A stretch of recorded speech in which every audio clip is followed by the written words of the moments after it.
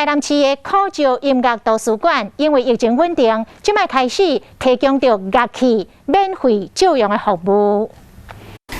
台南市考照音乐图书馆为1807年开馆以来，除了提供图书资料招人的服务以外，嘛举办各种的音乐讲座、工作坊、电影欣赏、画展等等多元的活动。最近，佫推出乐器免费借用的服务，民众除了讲会使伫馆内练习，嘛会使借出去。伫疫情降为2级的警戒期间，希望讲提供这项服务，培养出更较侪爱音乐的民众。和音乐跟生活做结合。我们提供像是有吉他、乌克丽丽等比较一些基础的乐器，让民众可以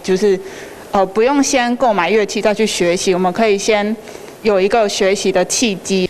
另外，咱乡亲厝内若有无得用的二手乐器，伊嘛欢迎寄付。希望讲会使和这个乐器的价值继续延续落去。我们就是有收民众如果有想要捐赠的话，我们就是可以让学习乐器的这个心可以传承下去。官方表示讲，目前有提供借用乐器，包括电子琴、吉他、中提琴、小提琴等等，有26种的乐器，一摆会使借2礼拜。